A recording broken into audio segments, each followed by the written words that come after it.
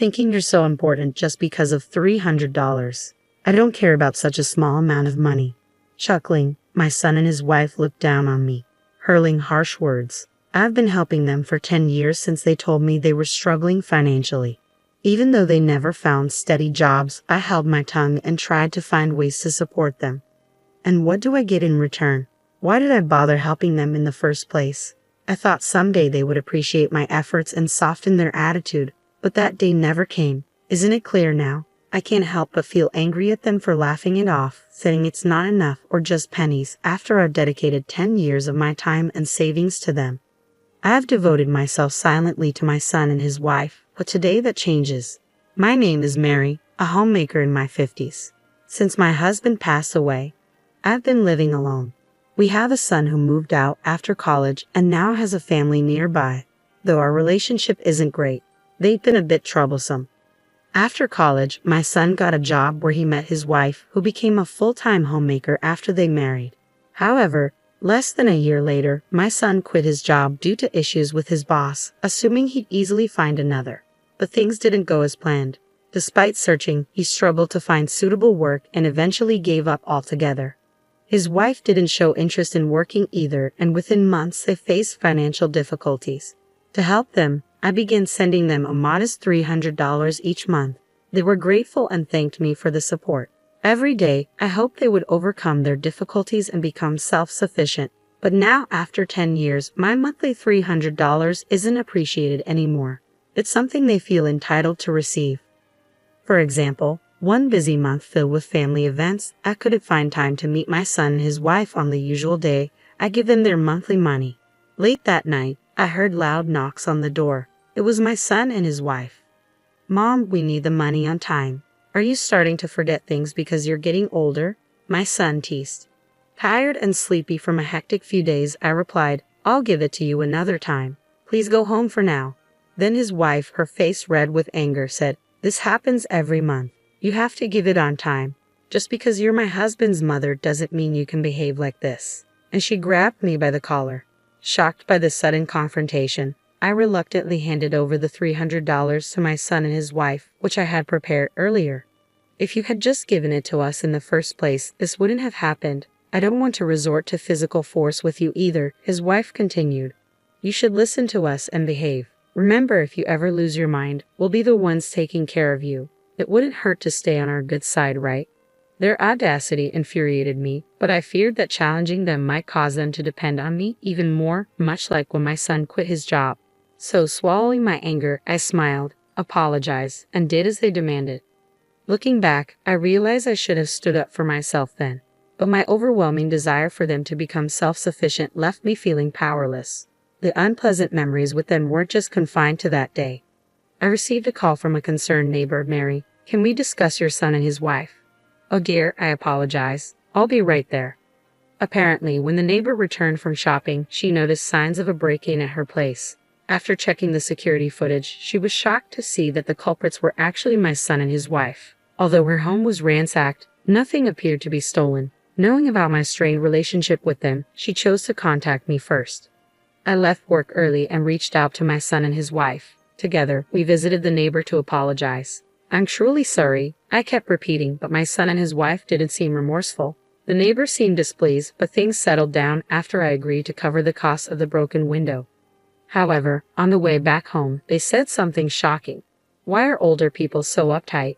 We just needed to borrow a few things," they remarked. I was so taken aback that all I could manage was, "Like what?" They continued, not even looking at me. "Sure, we broke a window and made a mess, but we didn't steal anything. Isn't she overreacting?" My son simply nodded in agreement. I couldn't comprehend what they were saying and remained silent the entire journey. Watching everything unfold, I should have found the courage to speak up to them instead of being afraid. My silence only showed my weakness.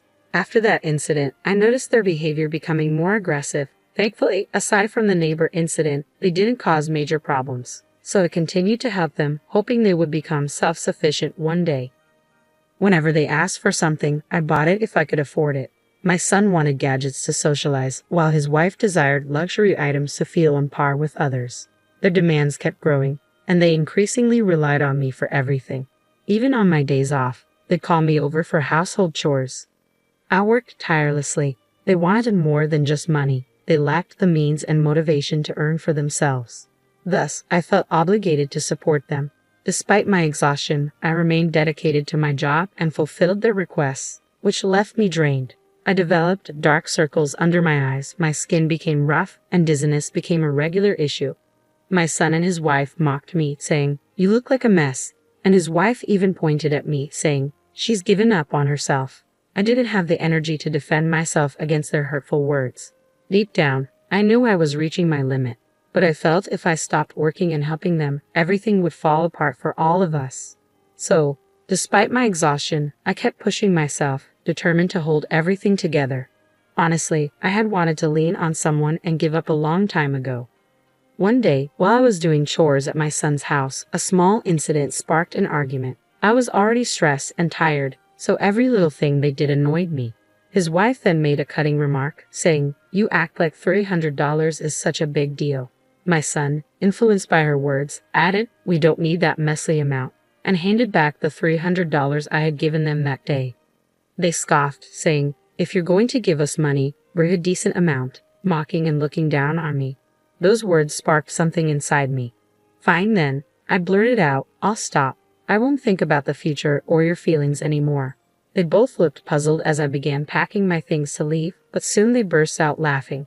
"Come on, Mom, quit playing around. If we left you, you'd be all alone. You wouldn't have the courage to live without your precious son and his wife," my son mocked. "Mary, since when did you become such a joker? That wasn't funny at all. You had me worry for a moment there," his wife chimed in. They thought I was just venting frustration and not serious about ending the financial support. They continued to mock me. "If you've got the courage, go ahead and leave," they challenged. "But if you do, we'll cut ties with you. Think you can handle being all alone? You'll regret those words soon enough. Your stubborn mom could never do something like that, right?" I felt completely cornered by their words, yet they continued to treat me poorly. I started questioning what I was gaining from supporting them. Buying them things they wanted, doing their chores. Wasn't I just being used and taken advantage of? It felt like they were exploiting my kindness, treating me like a servant even when I was at my breaking point. They might be family by blood, but their behavior made it hard to see them that way. "I'm serious. Remember that you asked for this," I asserted, but they just laughed it off, treating my words like a joke. "Go ahead and try, but you'll regret it soon. I can already see it." My son's words ignited a fierce determination within me. "I'm not going to take this lying down. I'll make them realize how much they've underestimated me and how wrong it is to treat me this way."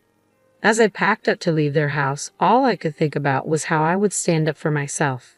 First things first, I cut off all the support I had been providing to my son and his wife, just as I had promised. No more money, no more financial aid, and no more helping out around their house. Nothing.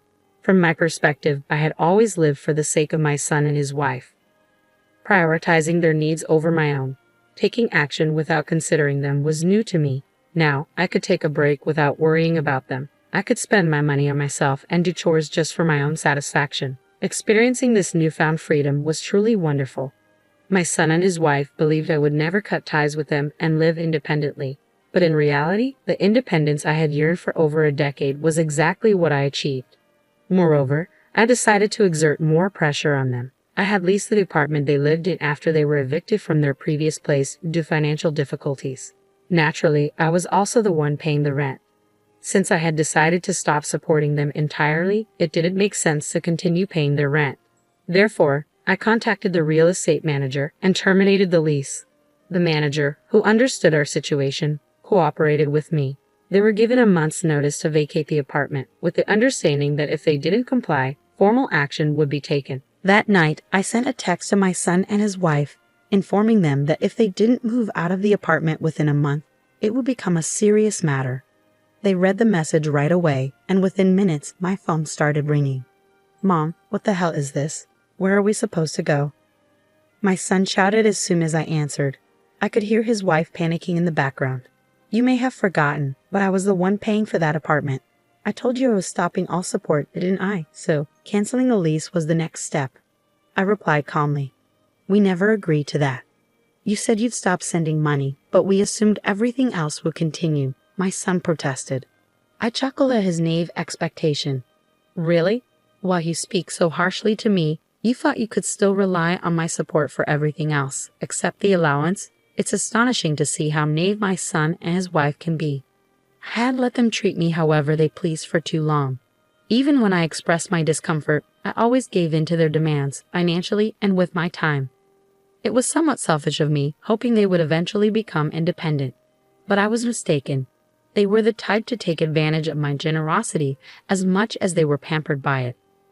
In hindsight, I should have clearly asserted my position and made them understand. I was the one providing allowance, offering financial support beyond that, and taking care of their household chores. However they look at it, I held the upper hand, and they should have shown gratitude and respect towards me. Instead, they treated me with utter disrespect, like a servant, a mere tool, an ATM to be used at their convenience. To make matters worse, they even laughed at me. When I was at my wit's end, why did I exert myself so much for such an unreasonable couple? Even when they treated me unfairly, I remained silent and let them have their way. Despite all I did for them, they never appreciated my efforts. They only took advantage of me. It wasn't until I reached my breaking point that I realized how selfish and dismissive they truly are, and how they never truly saw me as family. They may have viewed me as a resource, but never as family, not even a little bit. Why didn't I see this sooner? Why did I keep giving my all until I felt completely overwhelmed? Why did I continue believing in them? Looking back, I realized how pitiful my past actions were. I tirelessly supported them, hoping they would eventually become self-sufficient, but all my efforts seemed to count for nothing. As I reflect on the past, my anger towards them intensifies. I feel the need to confront them and demand accountability. I won't be satisfied until they acknowledge their mistakes and apologize. Fueled by these emotions, I spoke up again. I'm going to stop the allowance but continue with the other support. What do you think? I asked them. That's not going to happen. My son tried to interject, but I cut him off firmly. No buts. You understand me. Your lives have always relied on me. If you ever upset me or if I decide not to help you one day, you'd be in trouble. Fortunately for you, I've been naive enough to keep hoping that maybe someday you'll become independent, that perhaps you won't need me to get by. That's right, Mom is kind. That's why you're not really going to abandon us, right? You just said those things in the heat of the moment, and now you can't take them back. So you're doing this, right? It's okay, we forgive you. Let's try to be a family again, okay? My son pleaded. Don't be foolish. I've finally seen things clearly. Despite all the support, you two don't even want to be independent, do you? You just want to keep living comfortably on my dime, don't you? I retorted firmly. Trying to explain himself, my son backpedaled. That's not it. We did want to be independent, but we couldn't. We haven't even been looking for jobs. My wife feels the same. We tried in our own way, but it's been impossible. Almost laughing at his response, I couldn't believe their audacity to claim they had tried their best in their own way. I had been observing my son and his wife closely for years. Neither of them seemed to put any effort into finding jobs or living frugally. Instead, they were comfortably living off me every single day. How could they possibly say they had tried their best? Listen, Mom, we're really grateful for everything you've done. We can't even express it in words, but you've always gone above and beyond for us. We know we depend on you to live, and we'd be lost without you. So why don't we start over? You need us too, right? My son pleaded. Are you kidding me? I don't need you, I responded bluntly. On one hand, there's a guy who's still stuck on some trouble from 10 years ago, never holding down a steady job and just being lazy. And on the other hand, there's a woman acting like a stay-at-home wife, never supporting or pushing her husband, just doing as she pleases. You think I need people like you too? You couldn't be more wrong. Do you have any idea how much I've endured because of you two? Day in and day out, I work to make money for you, and even when I'm not working, I'm doing chores for you. It's been incredibly tough, and I finally come to realize that. After all that, I'm not naive enough to want to be family with you too. Don't say such harsh things, Mom. We need you, my son insisted. Without someone like you supporting us all the time, Despite my words, my son continued to argue from his perspective, disregarding mine. As I pondered what to do next, I suddenly heard a voice shout, "Give me that." Then his wife took the phone. Mary, honestly, I've been frustrated with my husband's selfish behavior too. Most men go out, work, and support their family, but he just wanders around, not working. For my sake, I regret marrying him every day. I feel just as hurt as you do. I'm a victim too. Please help me, even if it's just me, I can't do this without you. After making her shocking plea to abandon her husband to save herself, his wife continued, I'll do anything you need me to do, whether it's housekeeping or anything else. Use me however you want. Please, Mary, don't abandon me. Her words left me stunned, and I could hear the couple arguing loudly over the phone, each trying to assert control of the conversation. Annoyed by the chaos, I frowned, and suddenly, it seemed the phone was knocked out of hand and the call disconnected. Days passed without a call back from them. It turned out their relationship had deteriorated significantly after that incident, leading them to decide on divorce and go their separate ways. They blamed each other and even fought over money, prolonging the dispute until their divorce was finalized.